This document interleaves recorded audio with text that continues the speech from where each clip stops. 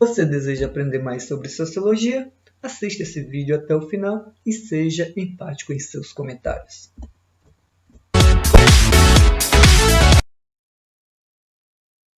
Sejam bem-vindos a mais uma aula de sociologia. Neste momento nós vamos estar aprendendo um pouco mais sobre a democracia, que começa lá em Atenas. Os filósofos gregos que pensavam e articulavam as ideias juntamente com outros cidadãos, pensavam na melhor maneira de como a polis poderia ser conduzida. O conceito de democracia vai ganhar força a partir da Revolução Francesa, que foi um marco para se ampliar o conceito de cidadania. E lembrando que vocês, como bem sabem, vocês estudam isso em história, cidadãos naquela época eram apenas poucas pessoas consideradas. Você tinha apenas aqueles homens com maioridade, tinham que ser atenienses também, filhos de pais atenienses. Então você tinha de cara aí algumas exclusões, como mulheres, escravos e estrangeiros.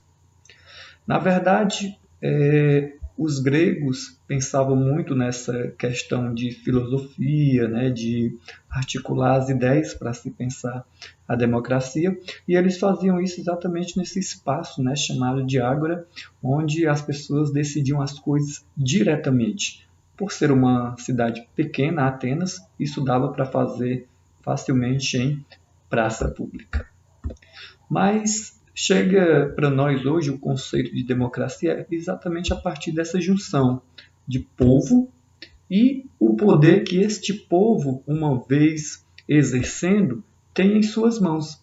Então, o conceito de democracia nada mais é do que essa junção de duas palavras, demo e cracia, que nada mais é também do que povo exercendo o poder de decidir, de criar e colocar em prática suas próprias leis. Claro que para isso você precisa de uma representação, de alguém que foi eleito por você, mas logicamente que você, ao não estar contente com aquilo que lhe fora prometido, você pode, através de um processo legal, né, impeachment, digamos assim, ou reivindicar os seus direitos que não fora cumprido.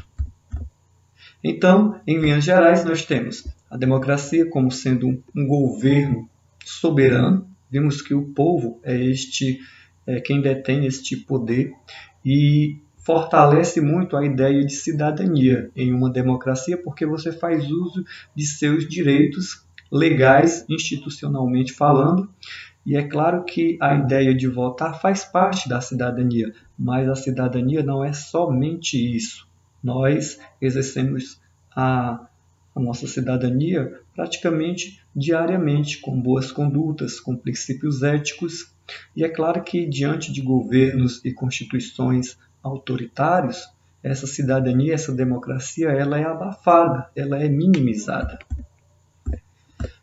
Em linhas gerais, eu gostaria de apresentar para vocês, ainda com uma base filosófica, 3 tipos de governo, que vocês já devem ter estudado isso muito bem em história: a democracia, a monarquia e a aristocracia.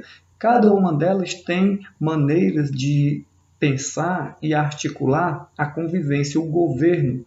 Na democracia, nós temos esse governo pensado para a maioria, para todos, na verdade, sem espaço para exclusão, né? Quanto mais uma Constituição for estabelecida com princípios éticos para gerir uma cidade, ou melhor dizendo, o país, mais as pessoas se sentirão parte integrante dessa sociedade.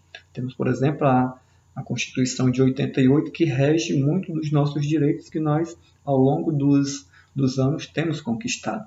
Já a monarquia é um governo feito por uma única pessoa. Não são todos que decidem, mas uma única pessoa. E a aristocracia já tem aí uma acepção de pessoas com relação a prestígio mesmo social, a credibilidade, a status. E aí é um governo mesmo feito por poucos, né, que vão estar pensando e gerindo todo o governo por parte das outras pessoas. Temos então 3 tipos de democracia, vamos estar abordando rapidamente cada uma delas. A direta, o exemplo disso é a lá de Atenas, participação direta em que as pessoas decidem e organizam suas próprias leis, elas mesmas fiscalizam e elas mesmas estão reunindo-se, votando e constantemente buscando consultas públicas. Poucas partes do mundo, digamos assim, existe essa participação direta porque é preciso que todos estejam envolvidos diretamente. Já na democracia indireta, você tem uma representação por parte de alguém que é eleito, o povo elege, e esses mandatos, esse tempo de governo, de representação, tem um período estabelecido, e é claro, logicamente, que nessa democracia, nessa forma de governo, espera-se que a pessoa eleita cumpra, né, aquilo que ela outrora prometeu de forma ética, coerente com o que se espera de um governo, que é, logicamente, pensar no bem comum de todos. Temos aí, então, agora a semidireta, que é uma mistura dos outros dois governos, porque você tem a representação de políticos eleitos em mandatos e você tem também a junção de participação da população em certo momento, né? Certos momentos decisivos, quando se trata de mudança de lei, de emendas, o povo é consultado. Então, os eleitores elegem, mas ao mesmo tempo não é só o presidente, prefeitos, governadores que têm poder de decisão. Aliás, eles recebem as nossas demandas, as nossas angústias e deveriam zelar por aquilo que é de direito nosso. Saúde, educação, lazer. E quando nós nos sentimos, digamos assim, indignados ou insensíveis com relação ao que está acontecendo, eles deveriam tomar parte porque eles nos representam. E aí nós temos algumas características, mas eu vou destacar a principal, que é essa exatamente que eu estou falando com relação ao poder que na democracia semidireta os cidadãos têm para eleger, para fiscalizar, para acompanhar os cargos políticos que nós elegemos. E aí nós temos as instâncias de executivo e legislativo.